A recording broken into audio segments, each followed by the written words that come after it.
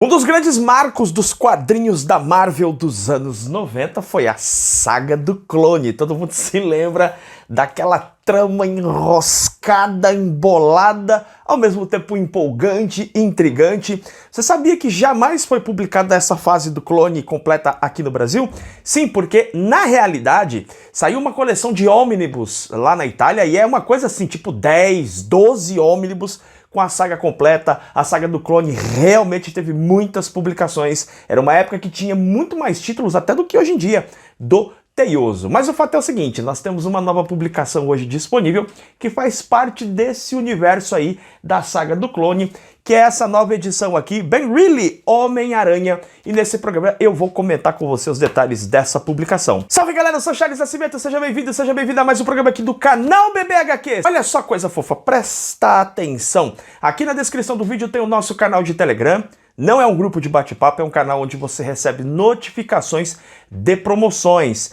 Tem cupons de desconto para você aproveitar, como, por exemplo, o cupom de desconto para você comprar no site da Panini e ganhar 10% em todos os produtos que você comprar lá, tá? É só você utilizar o cupom de desconto BBHQs Charles, tudo junto, e ter 10% de desconto nas suas compras lá no site da Panini. Eu vou dividir esse programa aqui em duas partes. Na primeira parte, fazer um comentário bem geral a respeito desse trabalho aqui, e na segunda parte, aí eu vou falar com spoiler, aí eu vou soltar a língua e falar tudo aquilo que eu penso a respeito desse trabalho, sem nenhum tipo de limite. Então, repetindo, terá spoiler nessa segunda parte. Eu vou te avisar esse momento de corte. Fica ligado, beleza? Esse encadernado aqui tem 112 páginas e compila as edições de 1 a 5 de Ben Reilly Spider-Man, série publicada originalmente em 2022 nos Estados Unidos e que veio aqui para o Brasil pela editora Panini, com a intenção de trazer um pouco mais sobre a vida do Clone, né?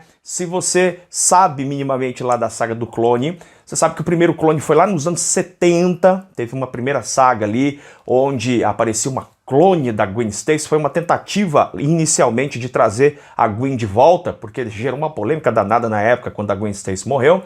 E a saga do Clone tinha talvez a intenção de trazer a personagem de volta, mas a coisa tomou outro rumo, né? E o Clone foi assim um momento que aconteceu e foi esquecido dentro da cronologia do Homem-Aranha.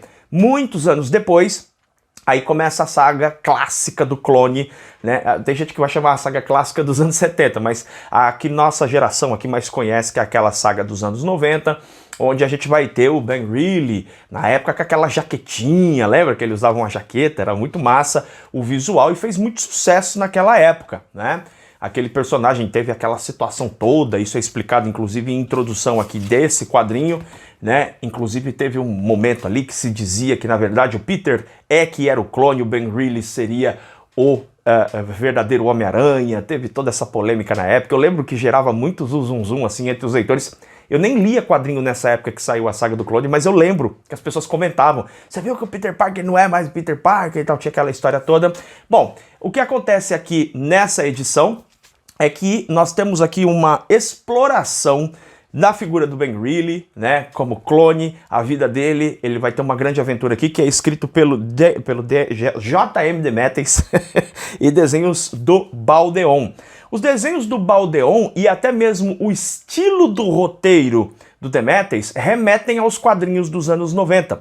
Você se lembra que nos quadrinhos dos anos 90 era muito tradicional ali você acompanhar o pensamento do personagem o tempo todo, né? Tinha muito aqueles balões de pensamento.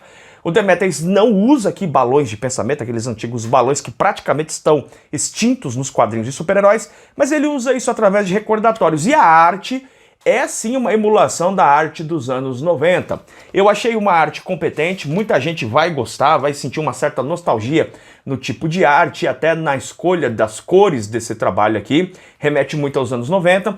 Vai causar um pouquinho de estranheza para quem leu quadrinhos naquela época, no caso das cores, porque aqui você tem um papel couché. A gente estava acostumado a ler essas histórias no papel jornal do formatinho da Abril, então você pode ter até um estranhamento ali inicial, mas uma série de recursos que são utilizados na arte e até nas expressões mais exageradas aqui remetem mesmo àquela forma artística dos anos 90. Esse quadrinho aqui claramente tenta recuperar né, alguns leitores que leram quadrinhos nessa época, que gostam da saga do Clone e que querem saber mais sobre a figura do Ben Reilly, que vai ter uma aventura aqui, tá? A aventura tem muitas características também dos quadrinhos dos anos 90, muito dramático, o Ben Reilly sofre bastante com uma série de situações, não só do ponto de vista físico, mas pode-se dizer até mesmo do ponto de vista psicológico, quando vai ter que lidar com uma situação onde figuras vilanescas, os vilões do Homem-Aranha, estão aparecendo para o Ben Reilly e estranhamente eles conhecem o Ben Reilly, eles sabem da identidade secreta, eles estão aparecendo, mas quando o Ben Reilly confronta eles desaparecem. Então essa história seria ambientada no período da saga do Clone, o Kraven estava morto ainda, tal. Então ele acha muito estranho a aparição do Kraven, ele fica nessa investigação. Então ele tem uma situação aqui até psicológica, enquanto que assassinatos estão acontecendo. Então esse quadrinho ele se encaixa dentro dessa trama da saga do Clone, e o que logicamente é produzido para atrair a atenção de leitores mais antigos, porém, alguém que nunca tenha lido absolutamente nada de Homem-Aranha vai entender esse quadrinho aqui, até pelo texto introdutório, até por esse vídeo aqui que eu tô fazendo para você. Você vai conseguir ler isso aqui e entender numa boa. A história não tem grandes complicações cronológicas, ela encaixa você direitinho no contexto dessa produção aqui, no contexto em que esse quadrinho se encaixa cronologicamente e vai avançando, né, com essa situação aqui, com essa aparição desses vilões, enquanto o Ben Reilly vai lidando com esses vilões que aparecem e desaparecem, e assassinatos que estão acontecendo. Várias figuras são assassinadas durante encontros. As pessoas marcam um encontro ali amoroso e tal, e sempre nesse primeiro encontro pessoas estão desaparecendo, pessoas estão morrendo. Então tem esse mistério duplo aí que cerca essa atmosfera em torno do Ben Reilly, que ao mesmo tempo tem que tentar descobrir o que está acontecendo com esses assassinatos, mas também tentar descobrir o que está acontecendo consigo mesmo, esses ataques que aparecem, esses vilões que aparecem repentinamente. Ele tá bastante confuso em relação a isso. Agora eu vou dar spoiler desse trabalho aqui, tá? Eu vou falar com mais detalhes, inclusive o que eu achei dessa história, beleza? Então spoiler a partir de agora, esteja avisado. Bom, galera, o que nós vamos ver então nessa história é o Ben Reilly justamente ali, né, confrontando essa questão psicológica, pô, eu sou o clone e tal, mas ele tá até com um bom nível de aceitação em relação a isso. Não é esse o maior problema dele, tá? Ele tá usando esse uniforme novo aqui, que é muito bacana essa capa, né? Ele não tá usando mais aquela jaquetinha, aquela história toda. E acontecem esses confrontos que eu tô citando. Primeiro vai aparecer o Escorpião, depois vão aparecer também outras figuras aqui, vai aparecer para ele o Kraven, como eu já citei, outros vilões perseguindo, e ele começa nessa investigação tentando descobrir o que está acontecendo de fato, né? Por que esses caras aparecem e desaparecem? Ele vai até um instituto médico ali onde estão aprisionados, né? Onde estão presos os criminosos ansiosos. Seria um análogo ao asilo Arkham, só que dentro do universo do Aranha. Ele vai ali e descobre que esses vilões estão presos, ou eles estão mortos. É o caso do Kraven, por exemplo. O Kraven tá morto, né? Mas o Camaleão, por exemplo, tá preso, então não pode ser o Camaleão. Então o que está acontecendo? E, ao mesmo tempo em que ele vai tentando fazer essa investigação, tem todo um drama psicológico. Tem a doutora ali que existe nesse centro terapêutico aí desses criminosos insanos e tal, e ela tenta trocar uma ideia com o Ben Reilly, falar pra ele, olha, você precisa de um tratamento, um acompanhamento psicológico, e ele renega isso, aquela típica atitude rebelde dos anos 90 e tal. Porém, ele vai se afeiçoando a essa pessoa. Aos poucos ele vai se tornando amigo, ele vai confessando realmente alguns dramas aos quais ele vivenciou, algumas situações de derrotas às quais ele vivenciou, né? Aqui o Kraven aparecendo para ele. A gente vai acompanhando então essa situação aí do Ben Reilly tentando lidar com sua própria psique, traumas do passado, essa questão de ser um clone, esse mistério que cerca a figura desses vilões, ao mesmo tempo que, como eu já disse, pessoas estão morrendo, e a trama vai inserindo pra gente situações de mostrar que essas pessoas que estão morrendo aparentemente é por uma força alienígena, uma coisa meio simbionte. Simbionte. Aí você pensa, será que é o Venom? Não, à medida que a gente vai avançando na história, nós descobrimos que é um clone do Ben Reilly, que é o Aranha-Sida. O Aranha-Sida é um assassino que inclusive tem essa capacidade de ser uma espécie de simbionte e tal, e aí se transmutar em várias figuras, tem poderes diferentes, e esse Aranha-Sida também tem uma espécie de lado duplo, tá?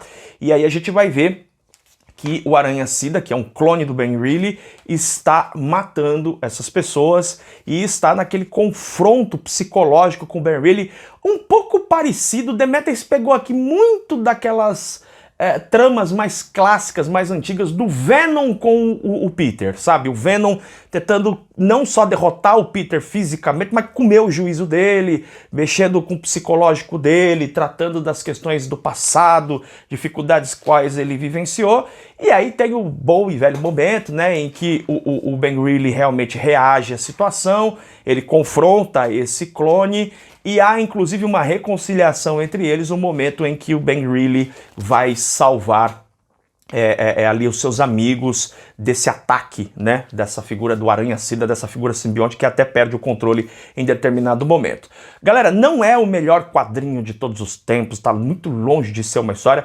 Acho que o grande trunfo desse quadrinho aqui é ambientar a galera que tá querendo ler quadrinhos do Homem-Aranha nessa figura que é sim importante dentro da cronologia do Homem-Aranha, que é a figura do Ben Reilly. É um quadrinho que tem essa capacidade de mostrar, de apresentar esse personagem, a gente entender um pouquinho mais sobre a saga do clone, mas sem dúvida a grande isca, né, digamos assim, desse quadrinho é atrair a galera que leu a saga do clone, ou que tem interesse, ou que curtiu a saga do clone de alguma maneira, né, e que quer ver mais alguma coisa, quer relembrar alguma coisa desse período.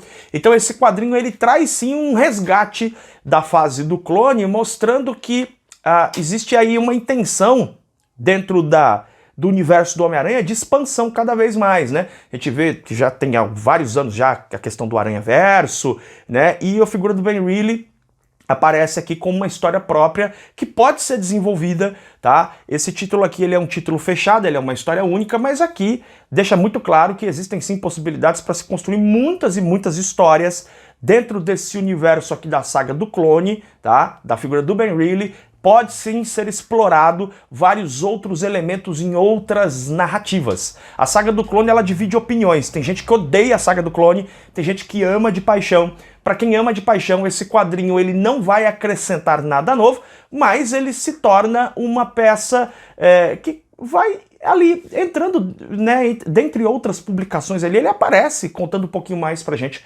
sobre o Ben Reilly. Eu entendo que essa publicação ela acaba sendo mais valiosa para quem realmente não conhece o personagem, realmente não conhece a saga do clone e vai ter a oportunidade de conhecer um pouco mais do personagem e conhecer um pouco mais dessa personalidade dele em relação aos seus traumas psicológicos, a figura de ser, a questão de ser um clone, etc e tal. A história não explora nada de muita novidade, não traz nenhuma grande sacada brilhante.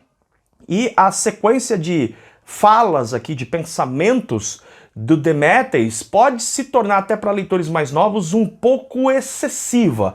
Pode aparentar um pouco mais excessiva. Leitores de quadrinhos mais antigos vão reconhecer claramente o estilo narrativo do Demetrius e até mesmo a arte que particularmente eu acho competente, mas não é a arte que mais me agrada, tá? Não dá pra dizer que é uma arte ruim, ela não deixa as coisas emboladas, você entende bem o que tá acontecendo, tá? É uma arte competente, é uma arte que tem os seus bons momentos, inclusive nessa capa belíssima, mas não é o estilo de arte que eu mais gosto, porque eu realmente não gosto tanto assim do estilo que se usava nos anos 90, e aqui claramente há uma tentativa de emulação desse estilo com todos os seus exageros, certo? Então é isso, esse quadrinho aqui tá com um link na descrição para você adquirir. Eu convido você a entrar no canal de Telegram para receber as notificações de quadrinhos com bons preços, e a gente se vê em breve mais um programa aqui do canal BB HQs. Beijo enorme no seu coração, tchau, tchau!